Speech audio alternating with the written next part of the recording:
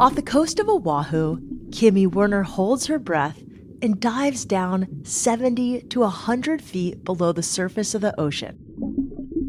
The more time that you spend in the water and the more time that you take baby steps into learning to slow down your heart rate, learning to calm your nervous system, it becomes the most calming feeling in the world. There's no other place like it. It is a place that just demands my presence to this day. And I love that the only thoughts going through my head are present thoughts. They're thoughts in observing what's in front of me. And that is the most cleansing feeling that I could ever ask for.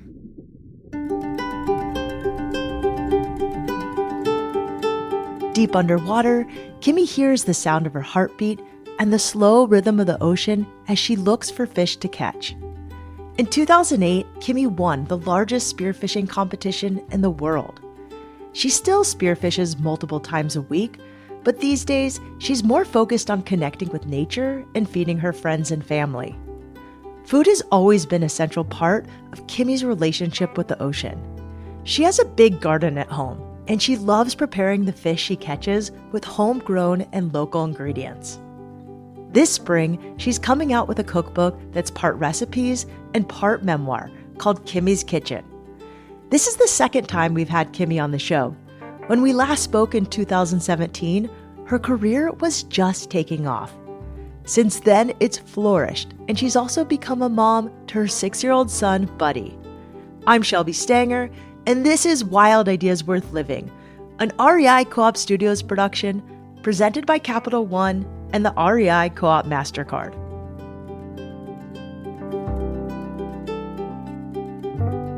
Kimi Werner, welcome back to Wild Ideas Worth Living. I'm really, really excited to talk to you. First off, since we last talked, so much in your world has changed. You got married, you have a baby who's not a baby anymore, a young little boy, Buddy, and you have a new book baby. So much to talk about. So thank you for coming back on the show. I really appreciate it. Thank you so much for having me. It is quite incredible. I remember being just so engaged with our first conversation, and it feels absolutely nostalgic to be back here talking to you again, especially after so many huge milestones in life. It's just been really exciting to watch your evolution. I don't even know where we start, but I remember there was this memory for me on our last conversation, and you were very vulnerable and authentic, which is like one of the pieces of your brands I respect so much, your authenticity. And then since then, you've gone on, you have these huge shows. I saw you recently with like Gordon Ramsay, Brad Leone, who was on this show. Like, where do you want to start? I'm going to let you pick it.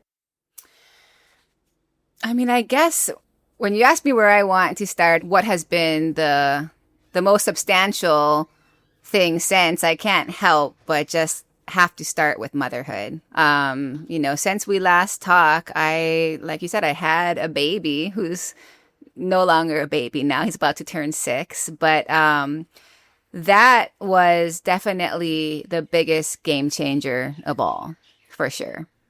Tell me how it changed your life. I mean, I see videos of Buddy all over your Instagram, and now he's fishing with you and doing all sorts of fun things with you, and he's cooking, and he probably has like the best lunches out of any kid I know because you make them.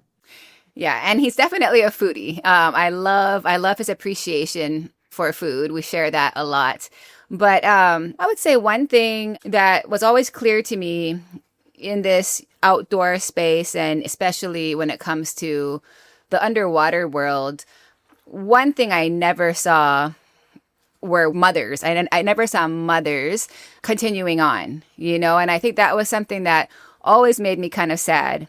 I mean, first of all, when it comes to freediving, spearfishing, there weren't really a lot of women in that space to begin with. And so in my mind, I think the message I started to get and the own narrative I started to create was that I really had to, put that off, put it as far in the future as I could, because I was so in love with freediving. I was so into spearfishing for my own food.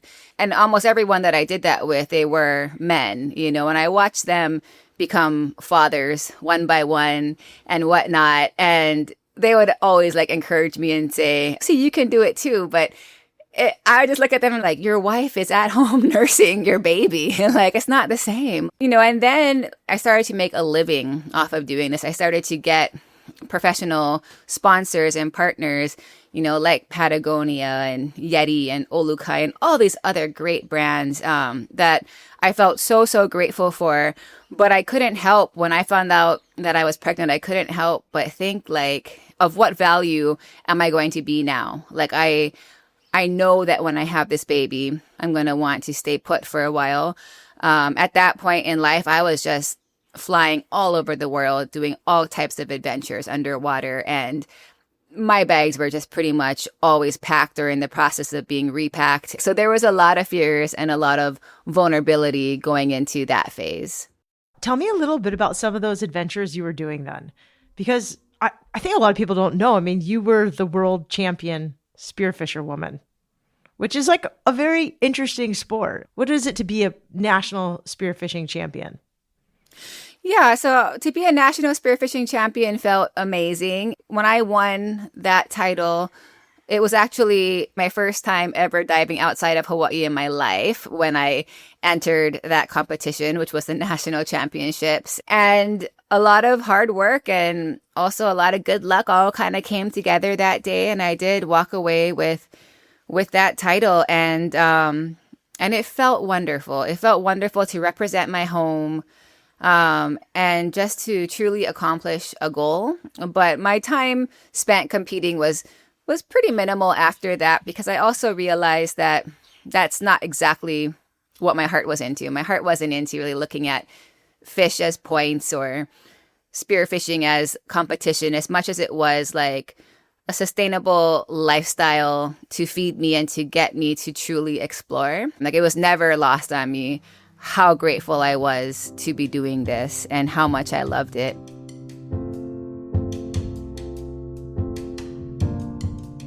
After winning the championship in 2008, Kimi landed brand sponsorships that sent her traveling the world.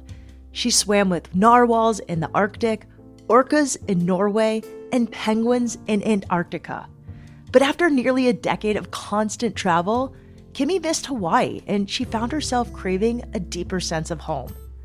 Around that same time, she became pregnant with her son, Buddy. Kimi knew that motherhood would reshape her career, but she was able to make it work. Today, Kimi dives in the ocean near her home as often as she can, hunting, filming, and exploring the marine landscape. Every day is a little bit different, and that's part of the thrill.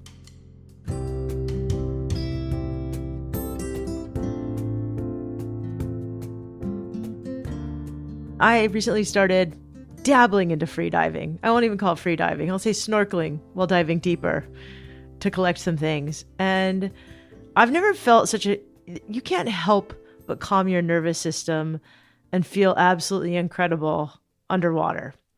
I think the other thing about underwater exploration is, like, on land, we have all trails. Like, there's so much of it is predictable a little bit. Underwater, like, nothing is predictable. So there's so many moments to experience awe and magic and wonder and mystery and discovery. It's absolutely true. I mean, today I went in the water and it was just the most calm, clean, like serene ocean you can imagine. And I found myself just getting lost in the magic of the bubbles, just getting lost in the magic of coming up from a dive and seeing how the sun is shining through the surface and just like flickering and distorting itself. And I was just like, how could you not believe in magic just looking at this? And all I was looking at was light and bubbles. And yesterday I was in the ocean and we were spearfishing. We were looking for these big pelagic fish called wahoo to bring home. And there were so many sharks and big Galapagos sharks, and they were being really aggressive. And there were the cute little hammerhead sharks, and there were whales breaching everywhere. And it was just insane. Where exactly were you? Yeah, this is right on the north shore of Oahu. And yesterday it was just my husband and I. So it is always really important when you go freediving to always have a dive partner. a lot of times it's just my husband, Justin, and I, and that's how it was yesterday.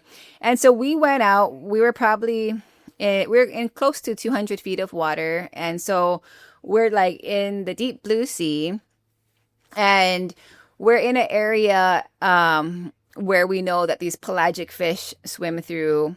It's very hit or miss when you're going for pelagic fish, or as we say, like blue water fish. It's not like you're diving to the bottom of the ocean, finding structure or reefs or places where, habitats where you can find fish. It's like you're out in the blue, and you might see nothing like today, or you could just see a lot. And so yesterday we did see some wahoo, or we call them ono here in Hawaii.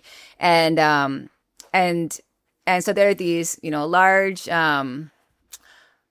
predator, top of the food chain fish. They're big and they're absolutely delicious. But yeah, so one came in. It wasn't a very big one. It was maybe like 16 to 18 pounds. And my husband, Justin, was able to shoot it. And it's only his second time. That's his second ono he's ever shot. So I was just cheering him on, so proud of him, just trying to like poke my head up and coach him and be like, okay, now keep tension on it and start bringing it in.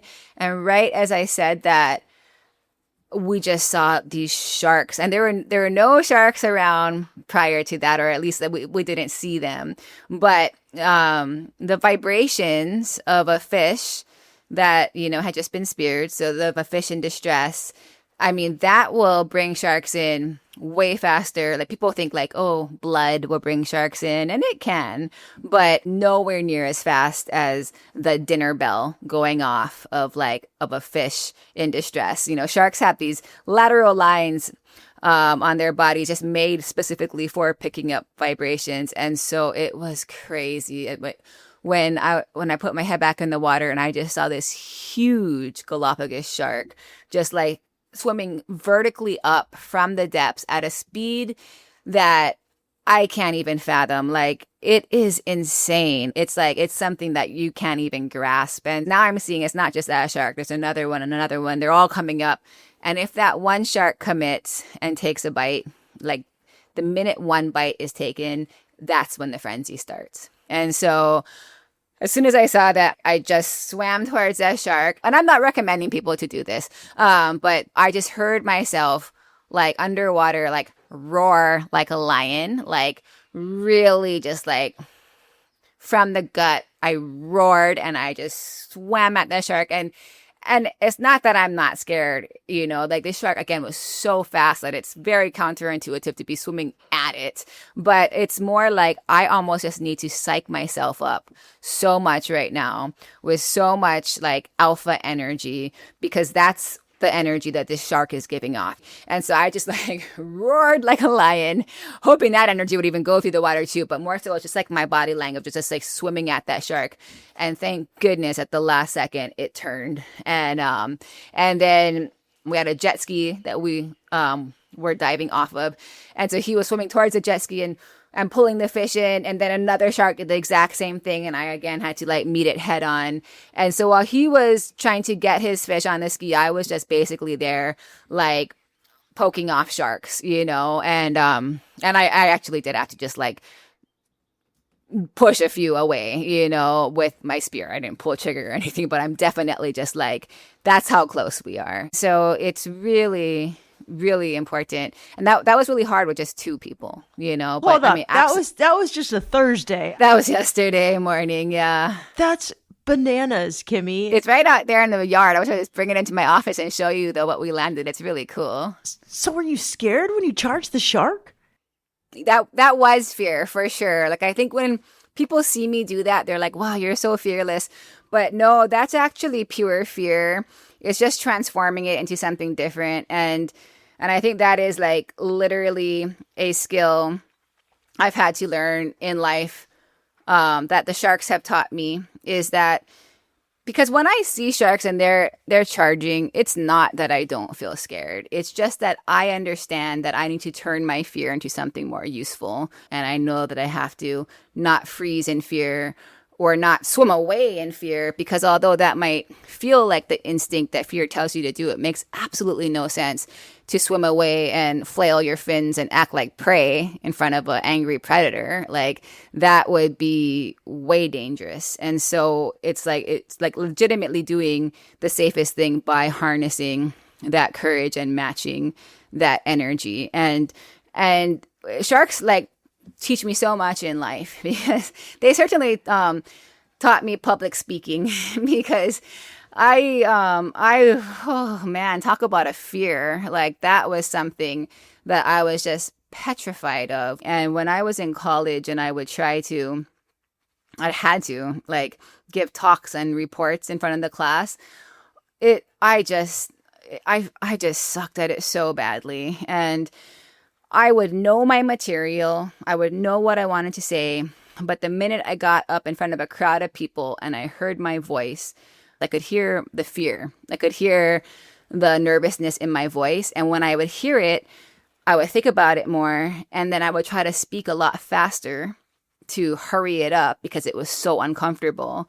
And I was trying to suppress my fear so much that I was focused more on suppressing my fear than I was on remembering what I had to say. And it was terrible every single time. And finally, one of my best friends just said to me, she's like, you know what's interesting? She said, if you can actually harness that stress and know that it's there to serve you, you might be able to turn it into something more useful. And instantly I thought about the sharks, and I thought about, like, it's not that I'm not scared of them. I'm totally scared, but I know that energy can serve me if I turn it into something powerful. And so when I did my first TED Talk, all the same things started happening.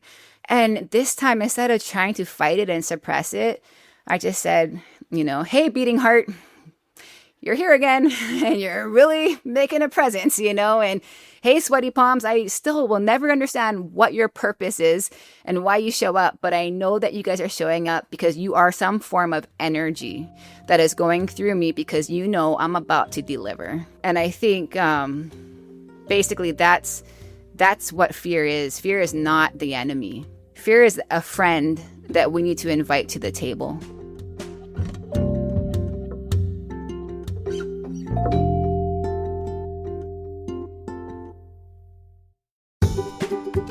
Many of you know that one of the highlights of last summer was taking this show in front of a live audience for the first time ever at Outside Days.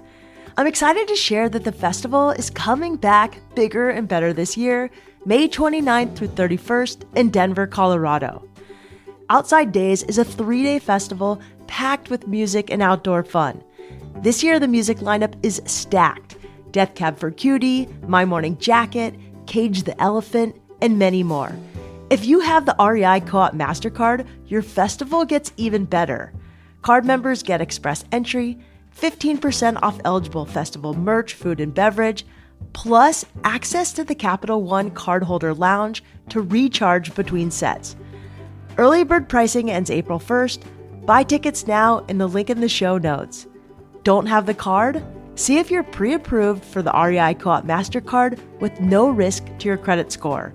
Apply today, and we'll see you in Denver. Terms apply.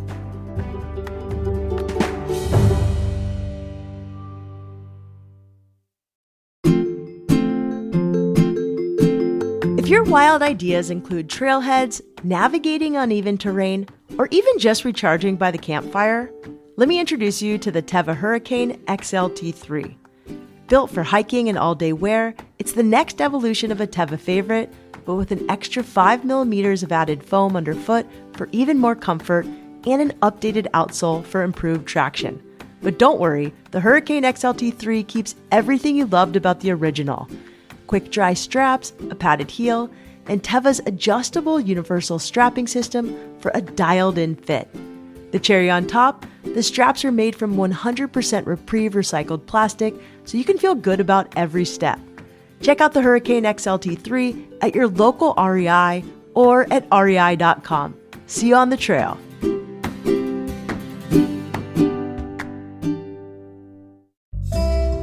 You know that feeling when the trail turns a corner and boom, in front of you is a massive mountain or jaw-dropping canyon vista? Now imagine that view is in Peru, Alaska, or Morocco. REI Co-op is teaming up with the globe-trotting experts at Intrepid Travel to bring you a curated mix of global and domestic trips that are outside the ordinary, with bucket list destinations, small groups, and local leaders who actually know the place you're exploring. The best news is that members save more with exclusive member pricing. Starting March 15th through the end of April, REI Co-op members get an additional $100 off all REI and Intrepid trips over $1,000. And that's on top of existing member travel benefits. The only question is, where will you go? Explore the REI and Intrepid travel collections at rei.com/travel. That's rei.com/travel. Terms apply.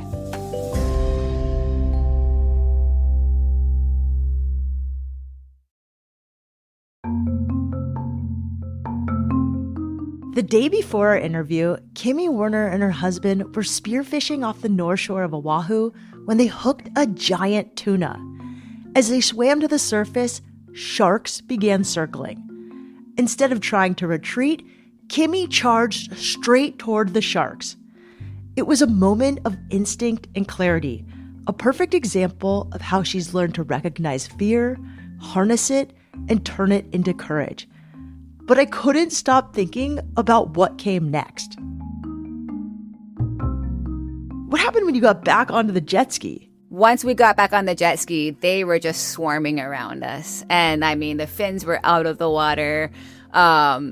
We took our time because so much of Justin's shooting line and stuff was tangled. We still needed to just take care of, open up a fish bag, fill it up. We had to do a lot of stuff. And so it took us a good amount of time. And the whole time we were on that jet ski, we just kept looking down and be like, my gosh, these sharks are still just following us. They stuck with us for a really long time. And on a jet ski, you're not that high out of the water. No, not at all. And it's not that big. We are two people on one ski. It's a very small, and now a big fish, so it's very limited real estate. But we were just so happy. After that, we enjoyed the ocean a bit more. We went I was like, I don't want to dive with any more sharks today. So we went a little shallower and spent some time in the shallows. And then we were both like, we don't need more fish. Let's go home and just get this thing in a cooler. And so we were just stoked, just so happy. I'm really excited for you to eat this. are you cooking it tonight for dinner? We are debating cutting it. So the thing about these fish is, they're so great. They're so delicious. And I think a lot of people have the misconception when it comes to fish that make really good sashimi, just really high quality fish, that the fresher, the better, But in actuality, when a fish is this good, you don't want to cut it the same day that you caught it. You want to let it rest on ice. You want to ice it, take really good care of it. Always keep the plug of your cooler cracked open because you don't want it to ever sit in fresh water. You only want it to touch ice, but not ever be submerged in fresh water. And you can cut it the next day. So you can cut it on day 2, day 3, day 4. Those are prime times.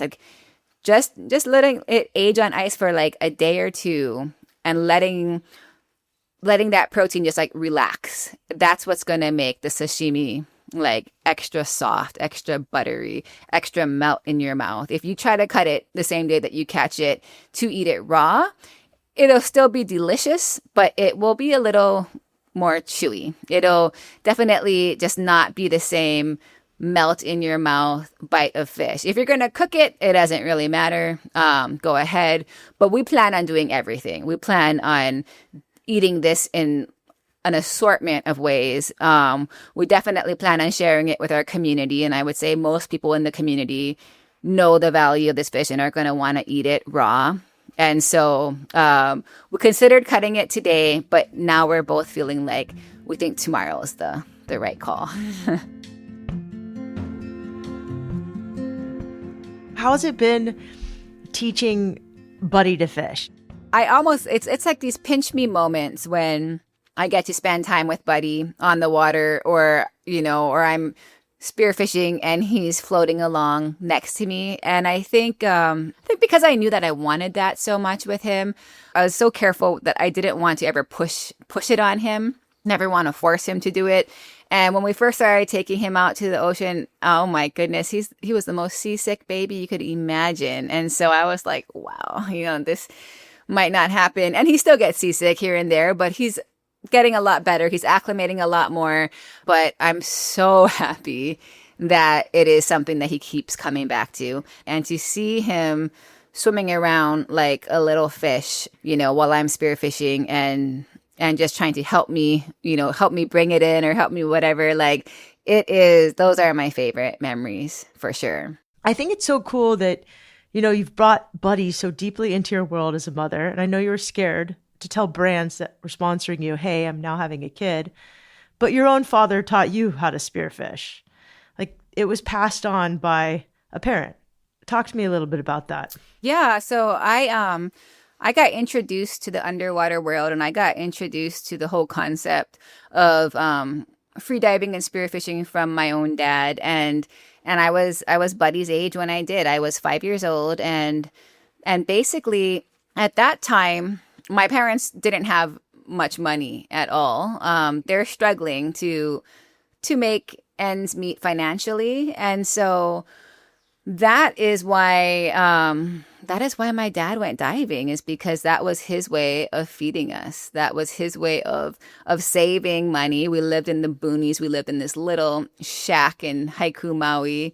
And he would go diving whenever he could to put food on the table. And when I was 5, he started letting me tag along with him. And so I never touched a spear, nothing like that, but I would just tag along with him. I would just follow him around in the ocean.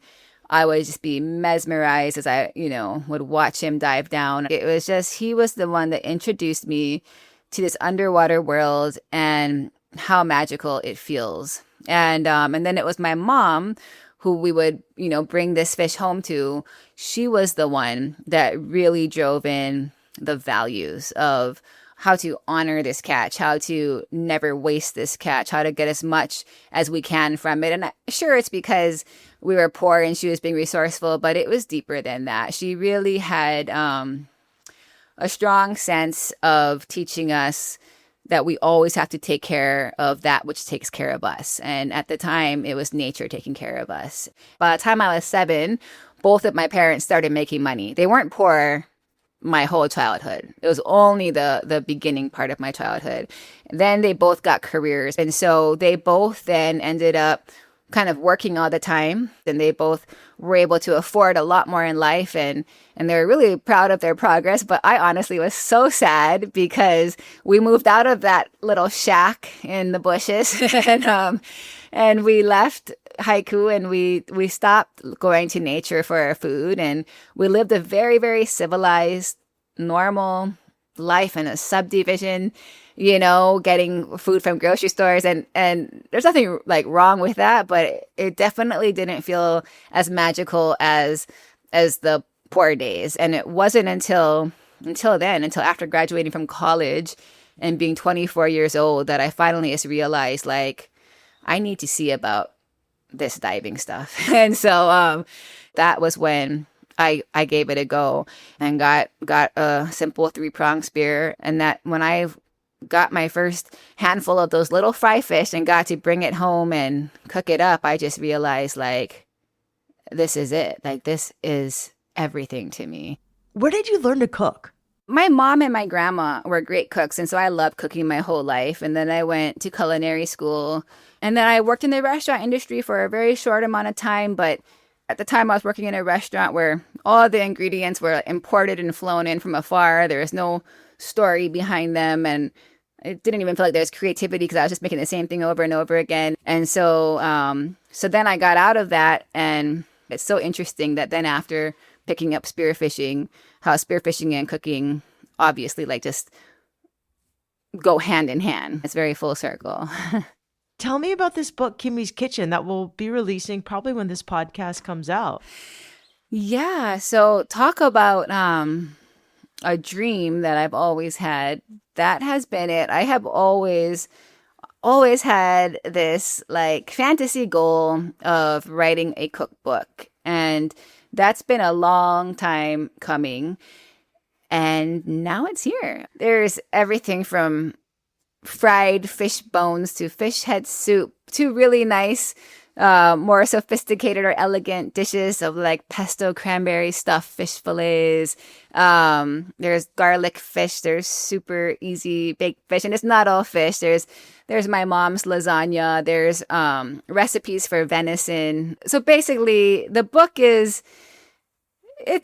a love story to nature, and it's kind of a biography of my journey. And so the first chapter of recipes is about like my roots, and they're the resourceful recipes that I got from my parents and that I got from those early days. There's a chapter called Travel, and it's from the times when I was traveling around the world, dishes inspired by my time, in Thailand or in the Azores, Portugal.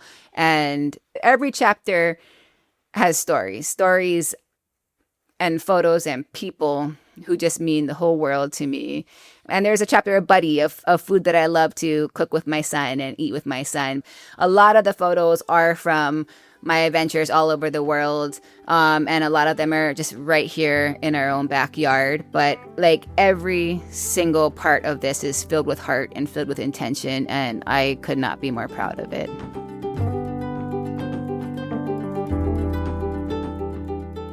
Kimi's cookbook, called Kimi's Kitchen, is out now, everywhere books are sold. If you want to learn more about Kimi and what she's up to, check her out on Instagram at Kimi Swimmy. That's KimiSwimmy.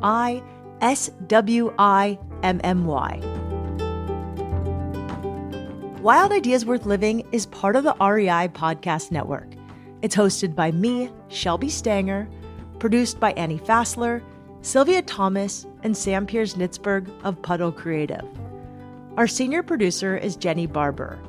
Our executive producers are Paolo Motola and Joe Crosby. Thanks again to our partner, Capital One, and the REI Co-op MasterCard. As always, we love it when you follow the show, take time to rate it, and write a review wherever you listen. And remember, some of the best adventures happen when you follow your wildest ideas.